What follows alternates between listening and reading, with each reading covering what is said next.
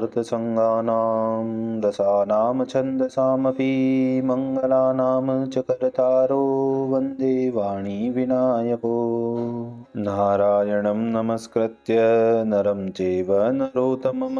देवीं सरस्वतीं व्यासं ततो जयमुदीरयेत्। गुरुर्ब्रह्मा गुरुर्विष्णु गुरुर्देवो महेश्वर गुरुर्साक्षात् परब्रह्म तस्मै श्री गुरुवे नमः।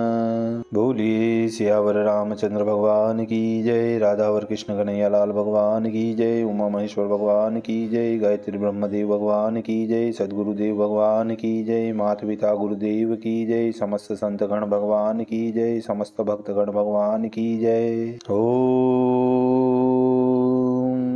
नमः पार्वती पतये, हर हर महादेव। तो मित्रों और आप सभी श्रीमद् भागवत कथा के श्रेष्ठ रसिक जनों, श्रोतागणों, अब तक हमने श्रीमद् भागवत कथा की कथा को नियमित रूप से, क्रमबद्ध रूप से श्रवण किया है, कीर्तन किया है, मनन किया है, भजन किया है। अब हम उसी क्रम में श्रीमद् भागवत कथा के 10वें स्कंद के 35वें अध्याय की ओर कथा को अग्रसर करते हैं।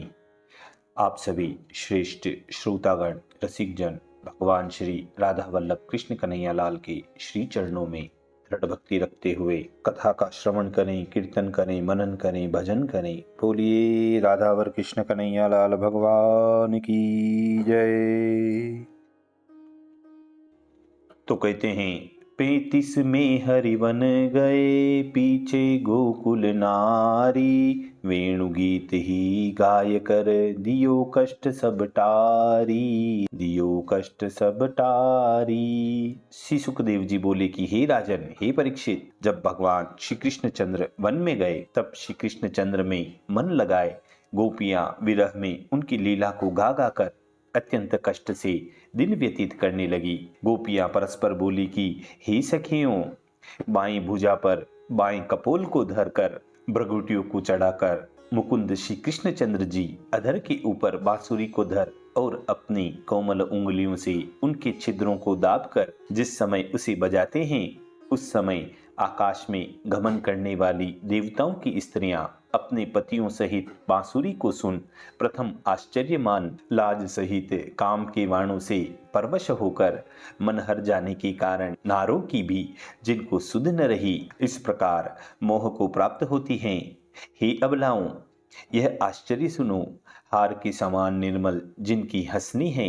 बांसुरी बजाते समय नीचा मुख करके जो हंसते हैं तो उसकी हारों में प्रकाशित हंसनी होती है, अथवा हार के तुल्य छाती में शोभायमान जिसकी हंसनी है और छाती में बिजली के तुल्य प्रकाशमान स्थिर लक्ष्मी जिनके हृदय में वास करती हैं। पीड़ित जनों को सुख देने वाला यह नंद का पुत्र जिस समय बांसुरी बजाता है तब दूर से बांसुरी का शब्द सुन हर गए हैं मन जिनके, ऐसे गो, बेल और हिरणों के समूह दांतों से कोर काट कर उसे पकड़ने लगे। कानों को ऊंचा कर सोते से चित्र लिखे के समान खड़े हो गए। बड़ा आश्चर्य है कि पशु पक्षियों की भी यह दशा है। हे सखी, मोर पुंछ, खड़िया, घेरू, मनसील, पात, इनसे मल्लों के समान स्वरूप से कभी बलदेव भाई सहित और गोपियों सहित जो मुकुंद जिस समय बांसुरी बजाकर गोहों को बुलाते हैं उस समय बांसुरी का शब्द सुनकर नदियां का प्रवाह बहने से रुक जाता है और पवन से उड़कर गई हुई उनके चरणों की रज को हमारे तुल्य आकांक्षा करते हैं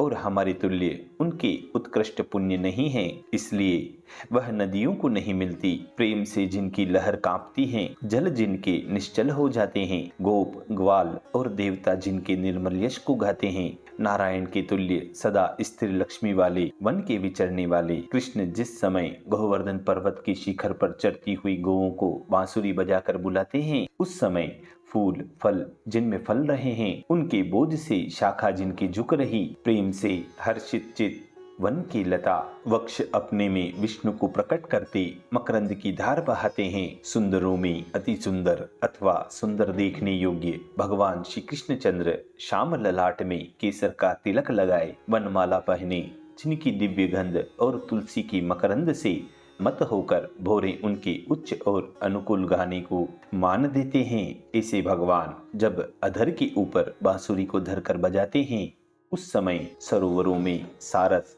हंस और पक्षी गान से मोहित चित होकर उस स्थान में आंखें मूंदे मौन धारण किए चित्त रोके श्री कृष्ण के निकट बैठे रहते हैं। हे गोपियों, मालाओं से वह कानों में कुंडल से शोभायमान आनंद को प्राप्त बलदेव भाई सहित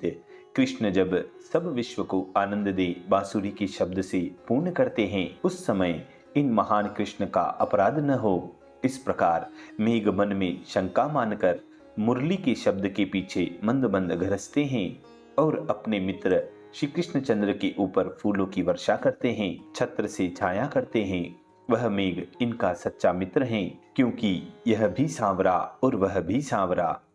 हे यशोदा, अनेक प्रकार के गोपों के खेलों में निपुण तुम्हारा पुत्र अधर के ऊपर बांसुरी धरकर अपने आप ही सीख गए, क्योंकि षडज, निषाद, वृषभ, गांधार आदि स्वरों में आलापने के भेद वह स्वयं ही उठा लेते हैं। उस समय इंद्र, शिव, ब्रह्मा यह जिनमें मुख्य हैं, ऐसे बुद्धिमान देवता मंद मध्य तार से बांसुरी को सुनकर मोहित हो गए और नीचे को मुख करके कौन सा स्वर गाते हैं यह भी निश्चय नहीं कर सके। ध्वजा, यव, अंकुश, कमल इनके चित्र विचित्र चिन्ह वाले अपने चरण कमल से ब्रजभूमि को गायों के खुर पड़ने से जो खेद हैं उसको शांत किया और मतवाले हाथी के समान चलने वाले श्री कृष्णचंद्र बांसुरी को बजाकर जिस समय चलते हैं, उस समय विलासपूर्वक चितवन से कामदेव के वेग में भरी हमें वृक्षों की तुल्य जड़ होकर चोटी और वस्त्रों की भी सुधि नहीं रहती हैं।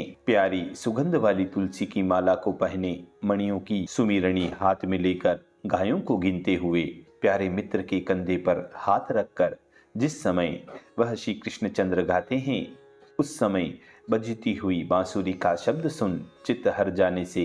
हिरणों की स्त्रियां हिरणी, गुणों की समुद्र श्री कृष्णचंद्र के पास आकर गोपियों के समान घर की आशाओं को त्याग कर सेवन करने लगती हैं। हे यशोदे, गोपियों को आनंद देने के लिए कुंद की मालाओं से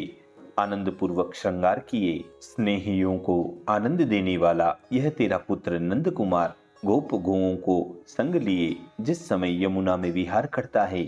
उस समय चंदन की सी सुगंधी वाला शीतल स्पर्श पवन कृष्ण का सम्मान करता हुआ अनुकूल मंद मंद चलता है और गंधर्व आदिक तथा बंदी जनों की नाई बाजे बजाता गाता हुआ फूलों की वर्षा करके सेवा करता है। देखो, व्रज में गाय का हित करने वाला भगवान श्री कृष्णचंद्र ने जब इंद्र ने वर्षा की तब गोवर्धन उठाकर रक्षा की और बड़े बड़े ब्रह्मादिक आकर उनके चरणों में प्रणाम करते हैं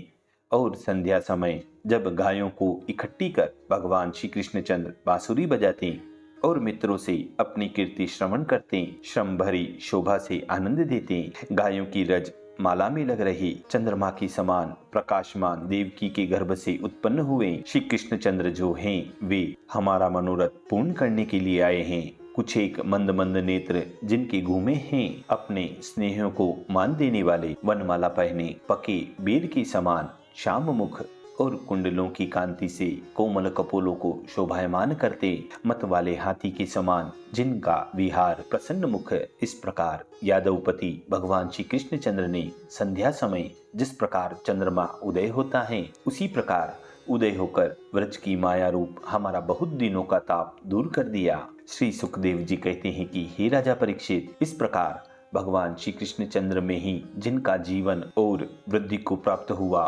उत्सव, इसी व्रजबालाएं श्री कृष्णचंद्र की लीला गा गा कर दिन व्यतीत करने लगती हैं।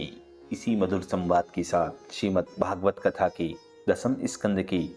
पंचत्रिंशो अध्याय पूर्ण है। 35वें अध्याय की पूर्णता व समाप्ति होती है। बोलिए श्री कृष्ण कन्हैया लाल भगवान की जय।